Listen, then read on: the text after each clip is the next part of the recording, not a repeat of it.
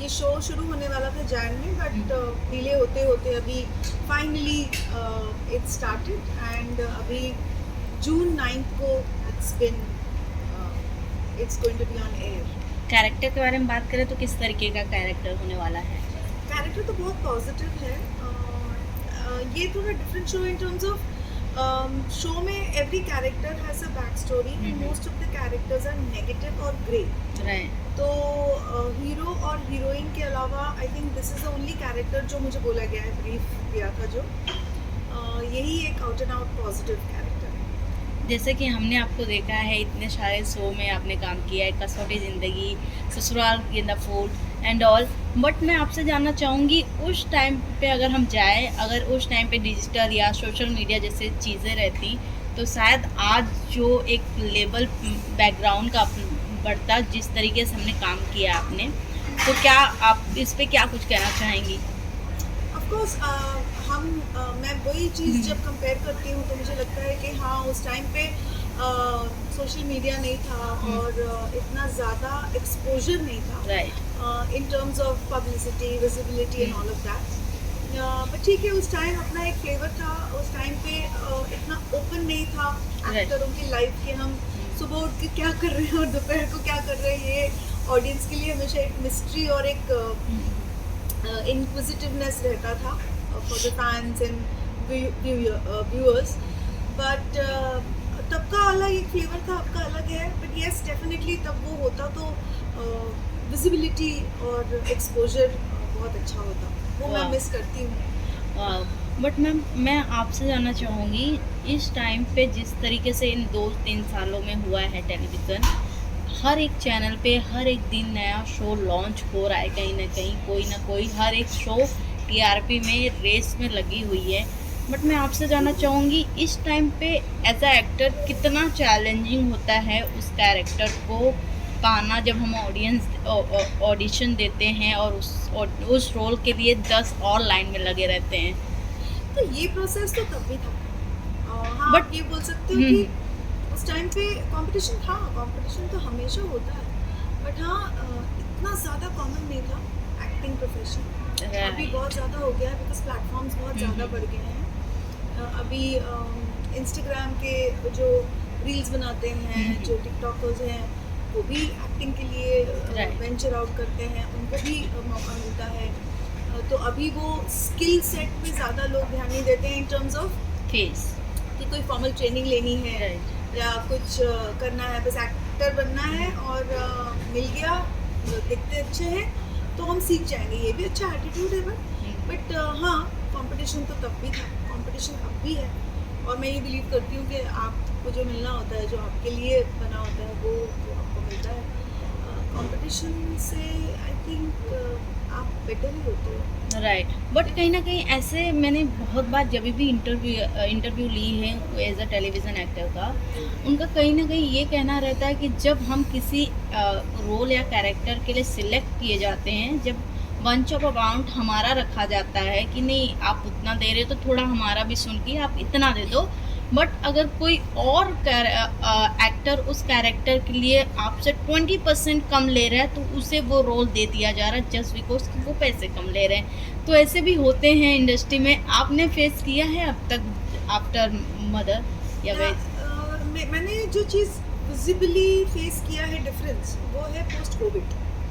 वो हमारे टाइम और अब के टाइम में सिर्फ एक ही डिफरेंस आया है, कोविड का बीच में। कोविड में जब शोज़ बनते थे तो वो कम बजट में और कम इसमें पैकेज में बन जाते थे, लोग कर भी रहे थे। बट मतलब जो डायनेमिक्स की हम बात कर रहे हैं, फाइनेंसेस की, तो उस टाइम पे अगर बनते थे तो अब इस टाइम पे भी बनने वाली एक्सपेक्टेशन रखी जाती है। तो उस वजह से आई थिंक ओवरऑल एक फाइनेंसेस को लेके डायनेमिक्स जो हैं कमर्शियल्स के, वो ऊपर नीचे हुए हैं।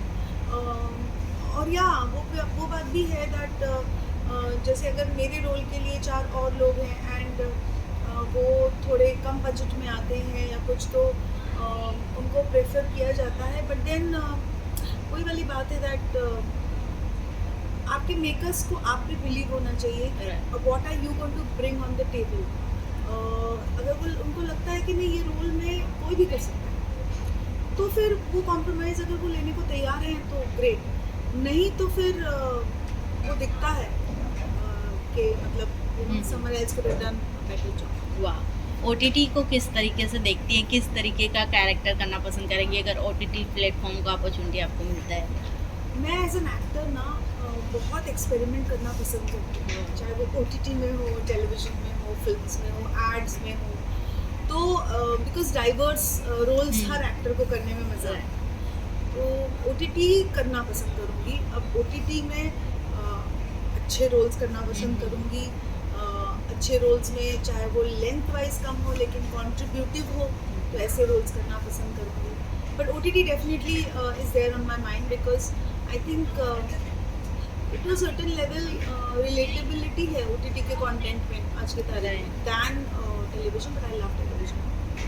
बट मैंने आपका एक पुराना वीडियो देखा था मैम, जिसमें आपने कहा था कि मैं as a mother character after mother बनने के बाद ही करना पसंद करूँगी। बट आज के टाइम पे मैं देख रही हूँ टेलीविज़न में तो मदर कैरेक्टर जो बहुत कम एज की हैं बट वो मेन स्टार कास्ट है, वो मदर का प्ले करना बहुत पसंद करती हैं, या फिर वैसे कैरेक्टर कि हाँ हम कंटिन्यू बने रहें उस शो में। अगर कोई मेन लीड कर रहा है और उसकी जर्नी है एज अ मदर उसमें, तो फिर तो आपको प्रॉब्लम होनी नहीं चाहिए। But I think in today's time and as किसी के दिमाग में आजकल ये नहीं है कि मैं इतनी छोटी हूँ तो मैं माँ क्यों बन जाऊँ and all that. Everyone is very open to what is offered to them. Kasauti और जैसे हिट शो रही हैं अपने टाइम के, उस टाइम के अगर मैं जर्नी पूछना चाहूँ तो कैसा रहा, और अब के टाइम की जर्नी में कितना डिफरेंस और चैलेंजिंग है?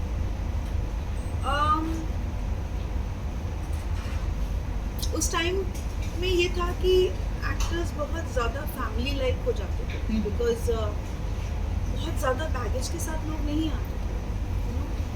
आज की तारीख में बहुत आए, मुझे ऐसा लग रहा है कि थोड़ा सा एक होता है लोग अपने काम से काम मतलब रखते हैं, which is a good thing. But हम उस टाइम पे बहुत ज़्यादा हमारे रिलेशंस ऐसे बने कि अभी भी हम 18-19 साल 20 साल के बाद जब मिलते हैं तो we feel like you know family.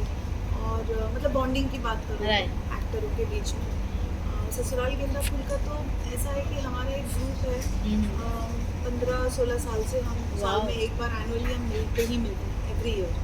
तो एक वैसा सा बॉन्ड हुआ है, अभी भी होता है बट अभी ना बहुत शॉर्ट टर्म है।